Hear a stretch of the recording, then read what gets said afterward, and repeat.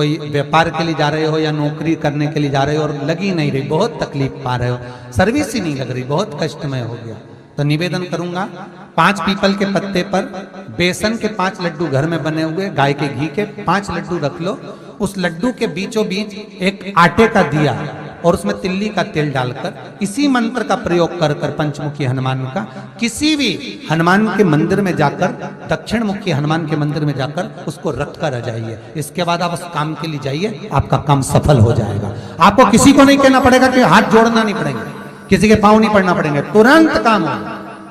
बस इस मंत्र का स्मरण कर कर पंचमुखी हनुमान का भूतेश्वर जो मंत्र है वो सुख देने वाला, आनंद देने वाला, सहज नहीं महाराज, सुख की खान है, आनंद की राशियां में महाराज आप कोई बहुत बड़ा काम करने जा रहे हो, बहुत बड़ा यज्ञ अनुष्ठान, विवाह, शादी आदि आदि फंक्शन करने जा रहे हो,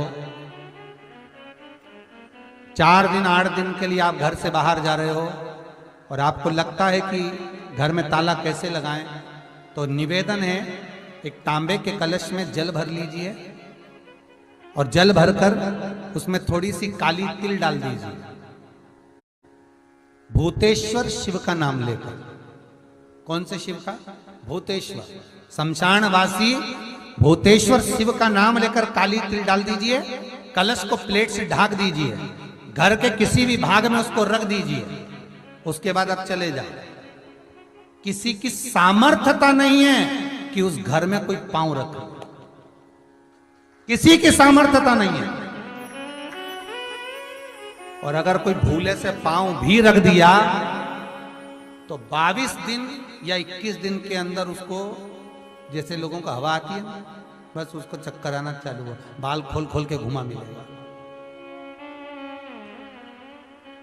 शास्त्र प्रमाण करता है हमारा भूतेश्वर शिव। ये कलश जो होता है ना, जल का जो पात्र होता है, ये साधारण नहीं होता, सहज नहीं होता महाराज। विनती स्वीकार करना, आपका जल पात्र भूतेश्वर के नाम से काली तिल से जहां रखा जाए उस गृह में कोई प्रवेश ना कर पाए। शिव जी ने वचन दे दिया, मेरी चंडियां 64 योगनियां, डाकनी, पिशाचनी, चुड़ैल और भूत इस कलश के विराजमान होते ही सर्वस्व फैल जाते हैं। फिर राम जी जानते हैं हनुमान से, कहा हनुमान मेरा जाने का समय आ गया, मुझे तो जाना पड़ेगा ना, सीता पृथ्वी में चली गई, मुझे भी जाना है, मैं सरयू के जल में अपने प्राणों को त्यागूंगा, मानव का शरीर है, इसको त्यागना तो पड़ेगा ना हनुमान। हनुमान जी बोले तो त्याग दो, त्यागने में क्या दिक्कत है, त्यागो आप तो। पर दिक्कत एक बहुत बड़ी है। जैसी कहा दिक्कत बहुत बड़ी है, तो हनुमान जी पूछे ऐसी कौन सी दिक्कत है? हनुमान जी के शब्द सुने तो राम जी बोले, जब जिस समय पर तुम सूर्य को निगल गए थे, इंद्र को क्रोध आया था और इंद्र ने तुम पर वज्र का जब प्रहार करा था, जब वज्र का प्रहार इंद्र ने करा तब तुम्हारा नाम हनुमान हुआ, तब सारे देवी देवताओं ने तुम्हें वर प्रदान करा, उस जगह पर यमराज भी खड़ा था, तो वर दिया था कि जहां हनुमान होगा वहां यमराज नहीं होगा। अब दिक्कत यह है कि मुझे प्राण त्यागना है और तू मुझे 1 मिनट के लिए नहीं छोड़े, तो यमराज आएगा कैसे? दिक्कत वहां अड़ी पड़ी है। हनुमान जी मुस्कुरा के बोले राम जी महाराज से, प्रभु मैं आपके बिना रह नहीं सकता। तो राम जी बोले, मैं भी जानता हूं कि तू मेरे बिना नहीं रह सकता, पर एक काम तो कर सकता है ना। क्या? मैं अगर कोई काम बताऊंगा तो तू करेगा कि नहीं करेगा? हनुमान जी बोले, आपका काम और मैं ना करूं, ऐसा कभी हुआ है? जरूर करूंगा। ठीक है, ठीक है। बस अब राम जी महाराज ने सोच लिया कि हनुमान को जाने से पहले काम पर लगाना। अब वो कौन सा काम था? बोल, हनुमान जी को कहां काम पर लगाया राम जी ने? किस जगह पर काम पर लगाया? इन्हें रामचरितमानस सुनिए, खूब सुनिए, जल्दी बताओ। राम जी महाराज ने प्राण त्यागते समय, सरयू जी में प्राणों को देते समय, राम जी ने हनुमान जी को किस काम में लगाया था? कि राम जी ने अपने हाथ की एक मुद्रिका जिस पे राम लिखा हुआ था, वो मुद्रिका एक अयोध्या की एक सरंग में जमीन में डाल दिया और हनुमान से कहा जा जरा ढूंढ के लेके आ, मैं अभी घूम कर आया। और हनुमान जी तलातल रसातल भूमि के नीचे पताल में चले गए उस मुद्रिका को ढूंढने के लिए जिस पे राम लिखा है।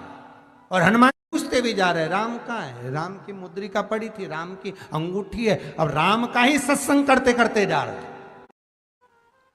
और राम जी चले गए सरयू, क्योंकि हनुमान अगर होगा तो यमराज नहीं आ सकता। हनुमान को यहां से हटाना पड़ेगा तब यमराज लेने के लिए आ सकता, तब यम आए। और क्योंकि यम अपने नियम को धारण करेगा, चाहे कृष्ण हो चाहे राम। वही बात फिर याद कर लीजिए, अच्छा कर्म करिए, कर्म का दंड तो भगवान को भी भोगना पड़ता है। अगर कोई अदालत में केस चल रहा है, बहुत बड़ी समस्या में आप पड़ गए, बहुत बड़ा टेंशन बिल्कुल आकर खड़ा हो गया है, तो चंदन, एक लाल चंदन बाजार में मिलता है, पूजन वालों के यहाँ पूछना, लाल चंदन आता है। वो लाल चंदन को घिस कर उसमें थोड़ा सा तिल्ली का तेल डालकर महाराज हाथ में चंदन को लेकर शिवलिंग पर लगाएं और बड़ के पेड़ के नीचे, बड़ के जड़ में जाकर बटकेश्वर महादेव का नाम लेकर उस चंदन को लगाएं। उसी चंदन का हाथ किसी रुमाल पर लगा लीजिए और उस रुमाल को जेब में रखकर, कोई बहुत ज़्यादा दिक्कत और परेशानी है उस स्थान पर उसको लेकर बैठ जाइए। मन को भी शांति होगी, कार्य भी सफल होगा और सफलता प्राप्त होगी। बस तुम रुका जी का नाम का उसमें स्मरण करना है। कोई सहज, आप एक बेलपत्र,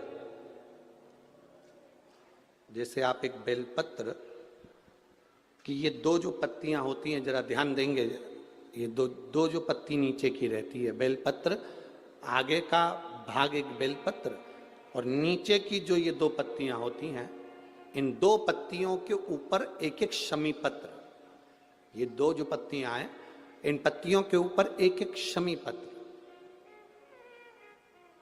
और लाल चंदन ये रखकर, कितना भी रोगीला व्यक्ति हो, रोग से ग्रसित व्यक्ति हो, जिंदगी में कितना ही दुख पड़ रहा हो, बेलपत्र की ये दोनों पत्ती जिसके ऊपर शमी पत्र रखकर, लाल चंदन रखकर, श्री हनुमान जी महाराज और हनुमान जी महाराज के तीसरे नंबर के भाई श्री गतिमान जी, हनुमान जी कितने भाई हैं? 6। उसमें हनुमान, रतिमान, व्रतिमान, मतिमान, गतिमान, तो जो नीचे के क्रम में आते हैं श्री गतिमान जी, उन गतिमान जी और हनुमान जी का नाम लेकर जो शिवलिंग के ऊपर समर्पित कर देता है, रोग का निवारण होता ही है, रोग मुक्ति होती ही।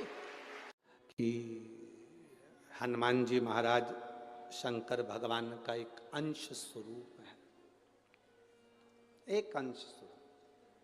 पूरी शिव महापुराण की कथा को उठाकर देखिए, स्कंद पुराण को, मत्स्य पुराण को, कूर्म पुराण को उठाकर देखिए।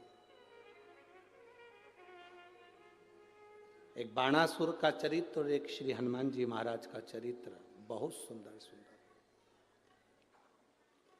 शिव का एक अंश माता अंजना के तप साधना से शिव की प्रागट्यता और शंकर भगवान की प्रागट्यता से शंकर का स्वरूप प्रकट होना। इसीलिए तो कहते हैं शंकर सुमन केसरी नंदन।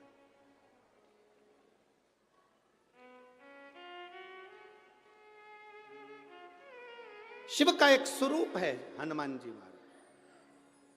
हम तो हमेशा कहते हैं अगर आप हनुमान जी का भी दर्शन कर रहे हैं तो यह अंदाजा लगा कर रखें कि आप शंकर का दर्शन कर रहे हैं। आप शंकर का दर्शन कर रहे हैं तो यह अंदाजा लगा कर रखें कि आप हनुमान जी का दर्शन कर रहे हैं।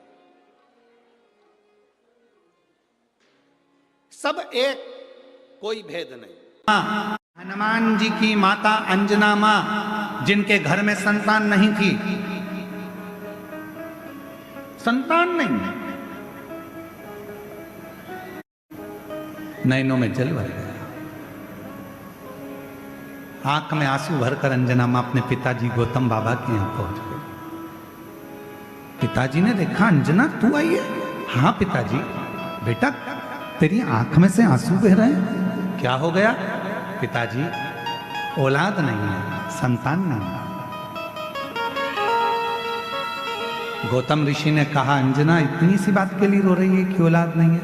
इतने साल हो गए शादी को, पर संतान का सुख नहीं है। मेरे पति केसरी के भी नैनों से जल बहता है पिताजी, कोई उपाय बताओ। गौतम बाबा ने कह दिया, अंजना पार्थिव शिवलिंग का निर्माण करना, पूजन करना, आराधना करना, शिव का चढ़ा हुआ जल का पान करना, शिव साधना में लगना। अंजना माता ने वैसे ही करना प्रारंभ कर दिया। शिव जी की कृपा हो गई, शिव की कृपा, प्रकट हो गए भगवान शंकर। अंजना मांगो तुम्हें क्या चाहिए? अंजना जी ने कह दिया, बस आप मेरे पुत्र बनकर जन्म ले लो, आपके जैसा पुत्र चाहिए। शिव जी ने कहा, मैं तो जन्म नहीं ले सकता, फिर मेरा अंश स्वरूप तुम्हारे गर्भ से जरूर जन्म ले।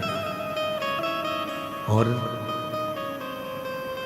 पवन तनय संकट हरन मंगल मूरत रूप लखन सीता सहित हृदय मेरा ही अंश तुम्हारे गर्भ से जन्म लेगा। और भगवान शिव के अंश कौन? जम के बोलो। अंजना माता के गर्भ से प्रकट हुए श्री हनुमान जी।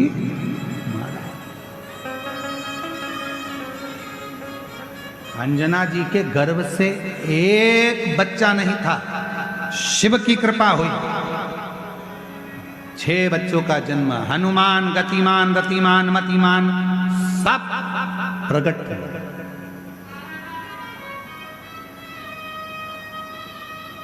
सब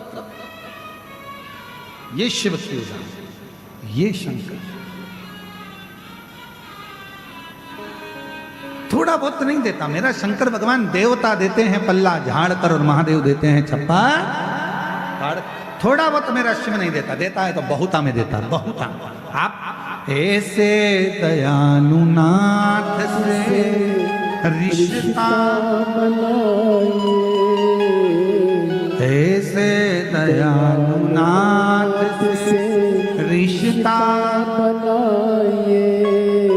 तो केवल इतना लिखा है, जब भगवान शंकर जिस समय पर मंथन हो रहा था और उस मंथन में सबसे पहले गौ माता निकली थी, गौ माता को निकालने का कारण केवल इतना था, इसके बाद जो विष निकलेगा, विष को जो पिएगा उसका कंठ जलेगा। कंठ की जलन को कौन रोक सकता है? तो कंठ की जलन को गाय माता का दूध रोक सकता है। इसलिए शिव महापुराण में लिखा कि शंकर भगवान पर मां जगत जननी जगदम्बा अंबा